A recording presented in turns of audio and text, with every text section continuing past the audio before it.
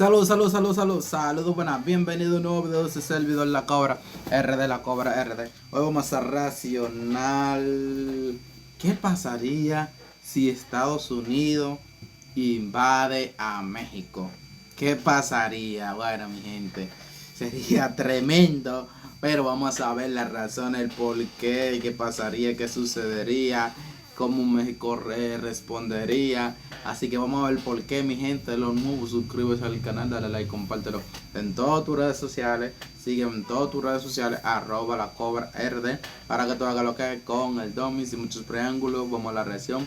Espero que te guste la reacción. Vamos a esto.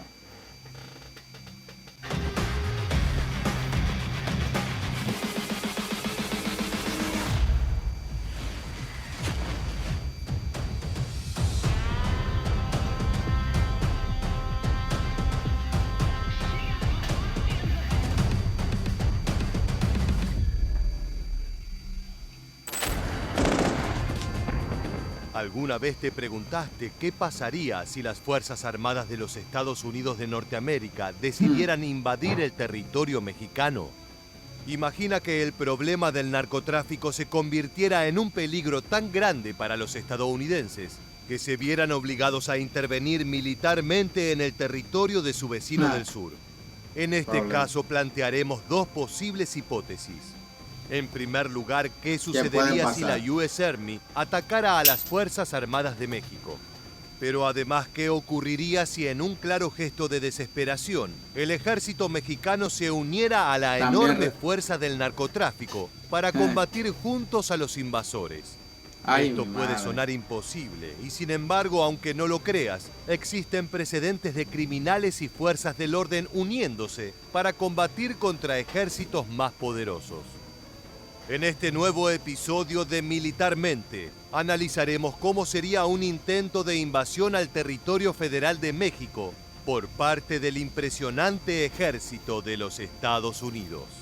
Bueno. A principios de 2023, el congresista estadounidense Dan Crenshaw, representante por el estado de Texas, propuso frente al Congreso una impactante propuesta: que el ejército de los Estados Unidos interviniera en México con el fin de combatir al narcotráfico.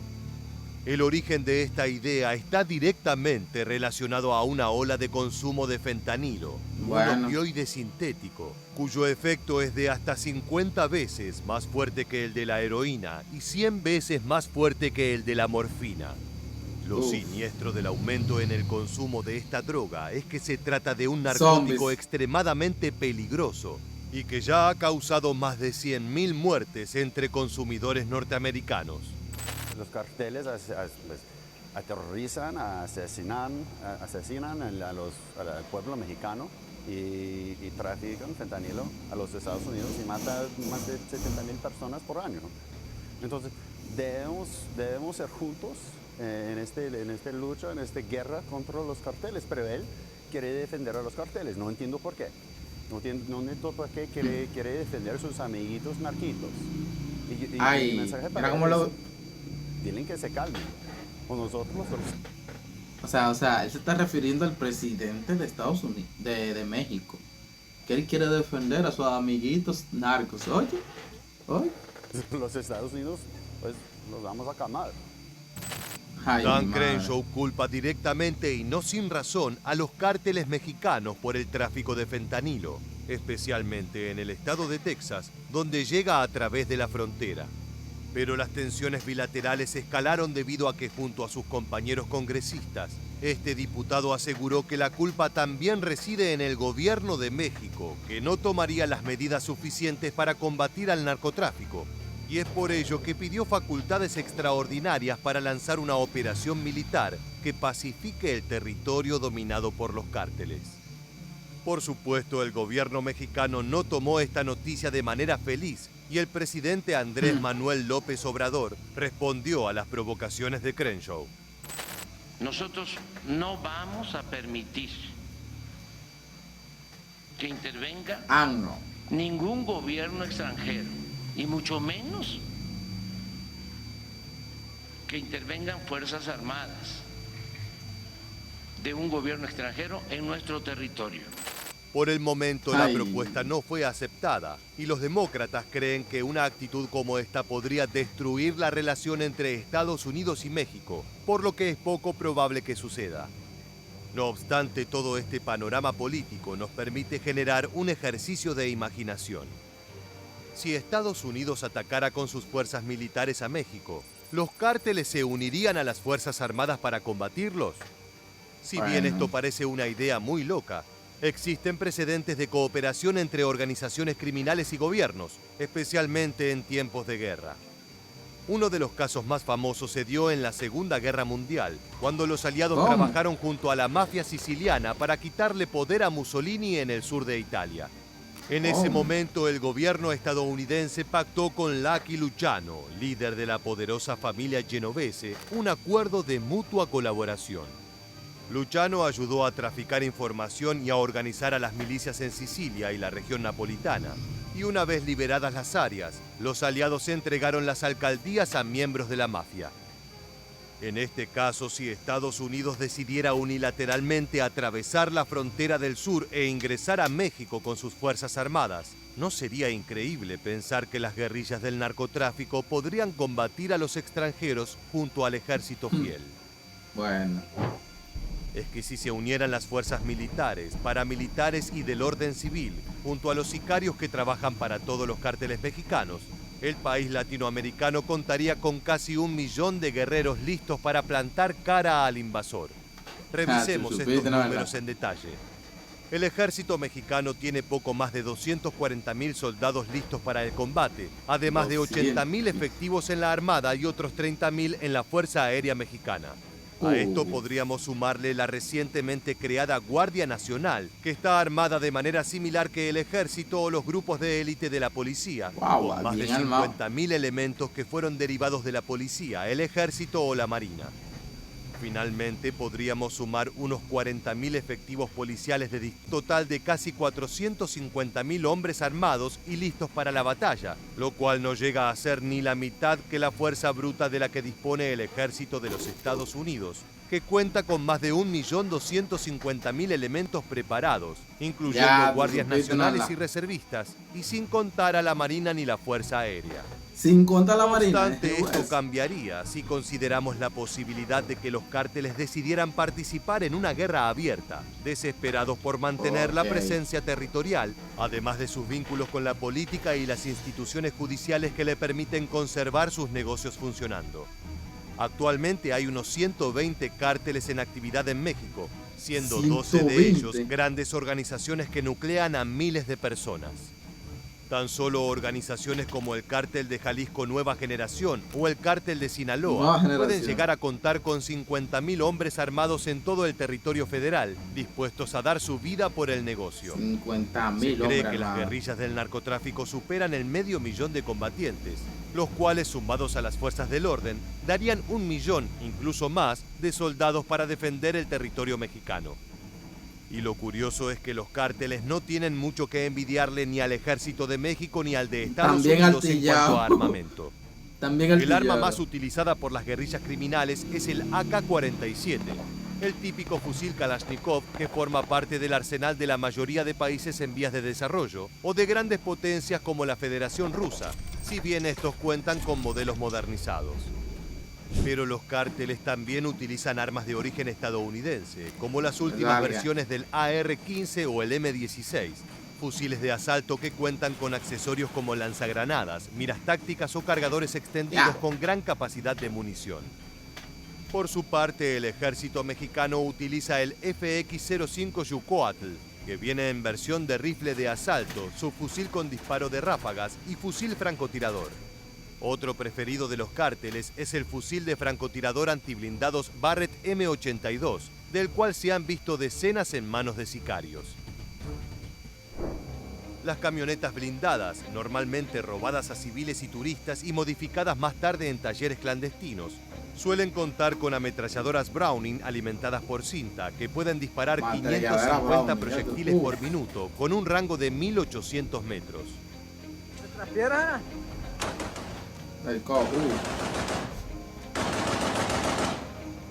Wow.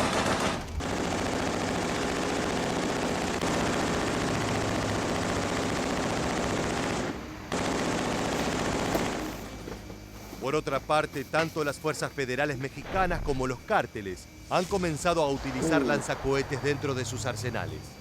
Por el lado de los criminales, los clásicos RPG antiblindados de toda la vida. En el caso del Ejército y la Guardia Nacional, los destructivos Blindside RL-83, lanzamisiles belgas que pueden convertir camiones acorazados en chatarra en un solo impacto. En caso de enfrentarse a los Estados Unidos, tendrán que dar buena cuenta de ellos. Bueno. Es que una de las grandes debilidades de México reside en su apartado de tanques de guerra, de los cuales no cuentan con ninguno, mientras que su vecino del norte tiene una de las flotas de carros de combate más formidables del mundo. Cuentan con más de 6.000 tanques M1 Abrams en distintas versiones, siendo más que suficientes para invadir todo el territorio mexicano, sin contar unos 4.500 M2 Bradley, blindados de transporte de infantería. Esta diferencia se debe en parte a que el terreno mexicano es muy variado y se hace difícil de transitar para los blindados con ruedas de tipo oruga, por lo que el transporte preferido de los locales son los camiones acorazados. Por eso cabe destacar que tanto los militares mexicanos como sus jurados enemigos, los cárteles, cuentan con enormes flotas de vehículos blindados que les sirven de protección en los distintos terrenos que presentan los estados de México y que van desde bosques tropicales hasta enormes cadenas montañosas como la Sierra Madre Occidental, pasando por climas fríos o extremadamente calurosos, desérticos, además de grandes ciudades y extensos suburbios. No obstante, incluso si tenemos en cuenta las dificultades logísticas que traería el uso de tanques, podemos ver que México está en desventaja frente a la gran industria militar estadounidense. Esto sin nombrar que lo mismo sucede con los cazas de combate, los bombarderos, los helicópteros de ataque y los submarinos militares. En este sentido, México solo puede apostar a la guerra sucia o guerra de guerrillas.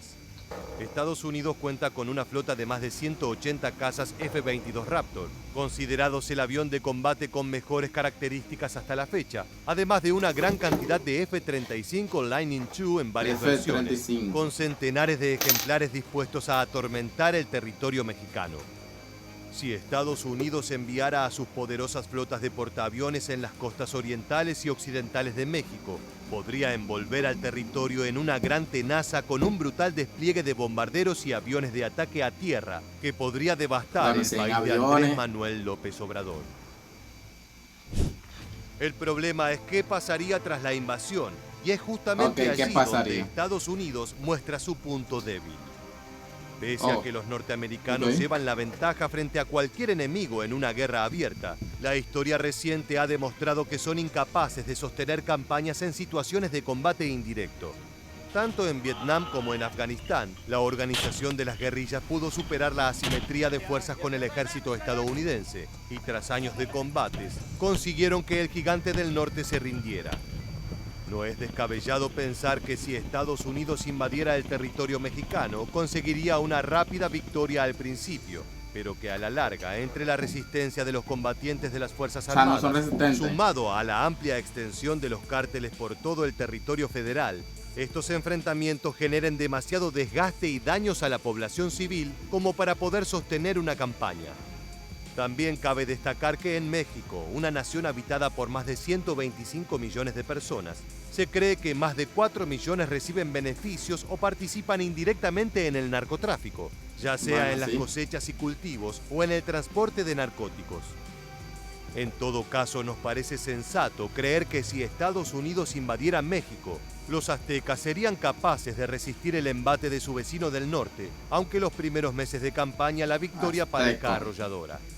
A medida que pase el tiempo, tanto las fuerzas de la ley como los guerrilleros de los cárteles encontrarían estrategias capaces de destruir la voluntad de hierro de los ocupantes y podrían expulsarlos de nuevo hasta detrás de la frontera, aunque el tamaño de las flotas de blindados, aviones y barcos de Estados Unidos parezca imposible de combatir.